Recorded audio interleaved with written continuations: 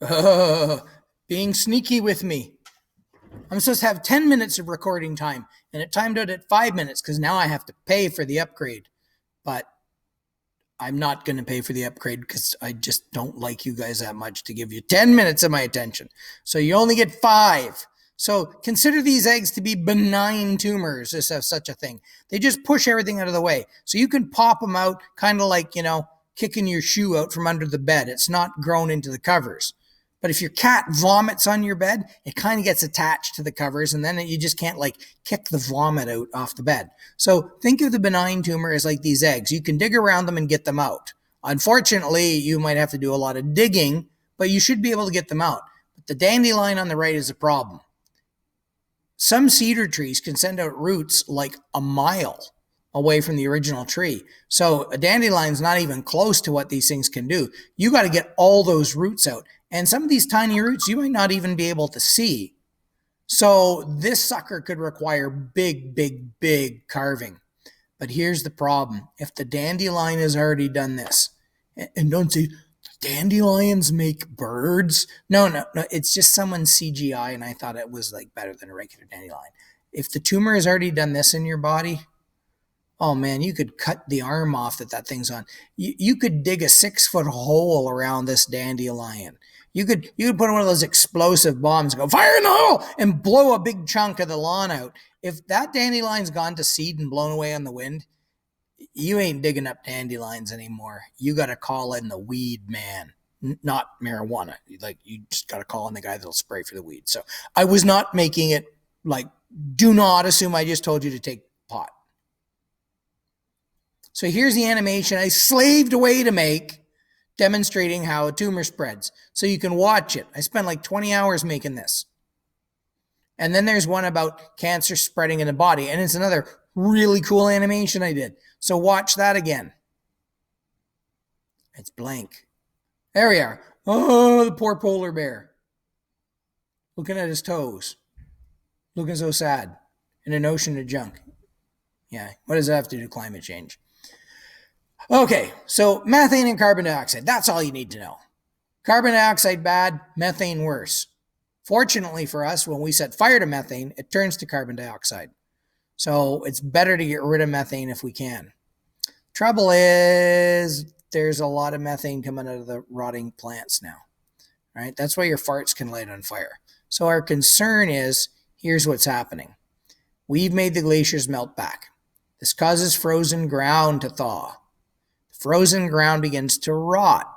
Just like unplugging a freezer, the food begins to rot. The ancient frozen swamps from when the Arctic was a paradise 120,000 years ago, palm trees were growing up there.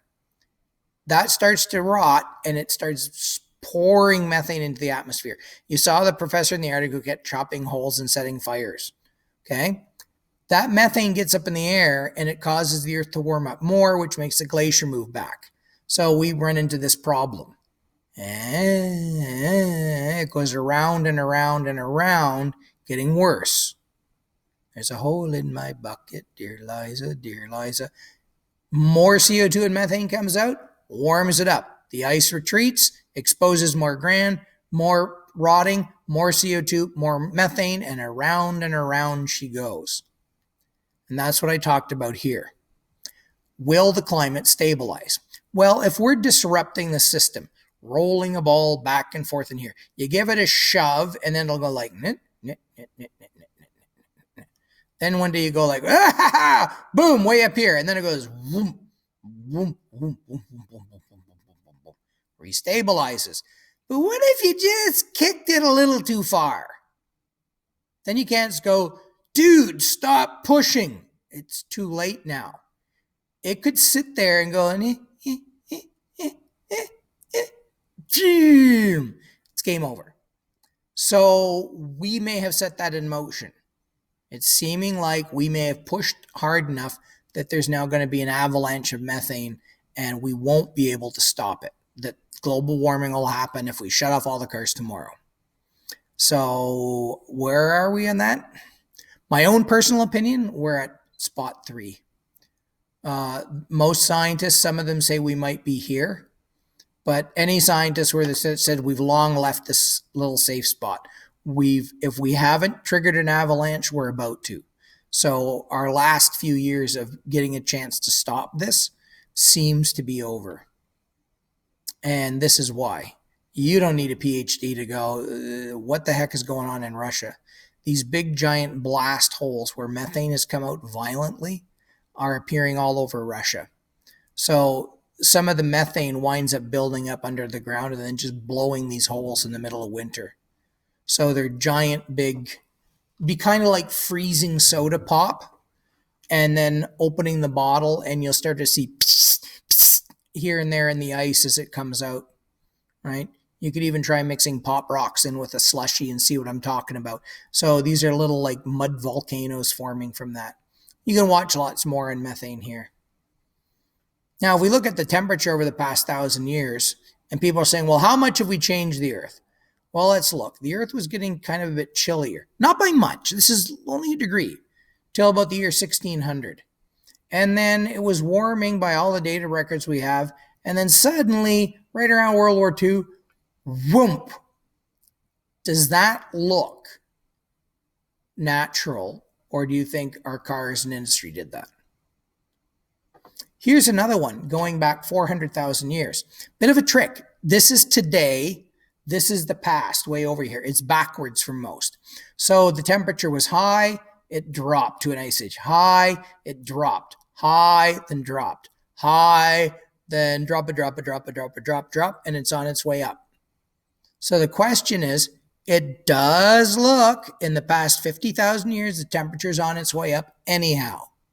So no good scientist every scientist will tell you, we are in a warming phase anyhow.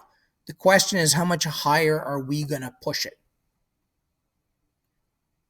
And proof that the climate was different in the past was the Cave of the Swimmers, which I would like you to watch again, because that's a really cool thing to see early climatology. And I would like you to be able to look at tree rings and be able to explain to me why, even if one tree only lasts 100 years, why we've been able to go back thousands of years with trees. And this kind of answers it, right? Trees don't all get born and die at the same time, so we can overlap the tree rings and build them.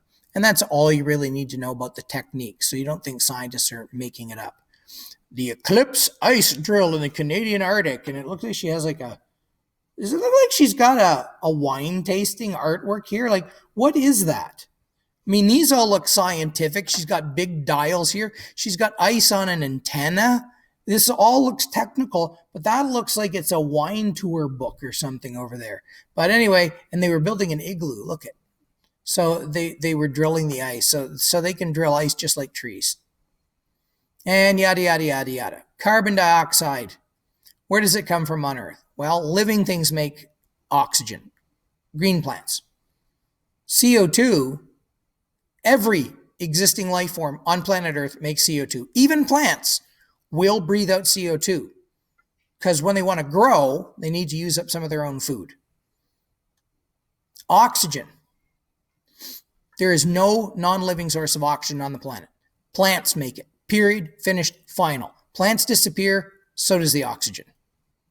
Carbon dioxide, on the other hand, the planet makes lots of that without any animals at all.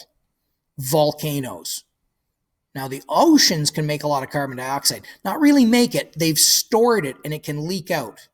All you have to do is warm it up. If you don't believe me, take some soda pop, put it on the stove, warm it up. It'll go totally flat. All the CO2 will come out, just like you threw Mentos in it. This is the point that everybody gets screwed up on. A buffalo eats grass. He turns the carbon products into carbon dioxide, breathes it out. You put grass in a compost pile. Bacteria, worms, other things eat it. They breathe out CO2. You set fire to grass, you get out CO2. All three of these processes make carbon dioxide. The only difference is the speed. And what the buffalo leaves behind and the compost pile leaves behind is better fertilizer than fire ash. But if you think by composting food, using those green bins, your behavior is greener for the Earth's atmosphere, it is not. It's better to compost food than bury it in a garbage dump. But I'm telling you, digging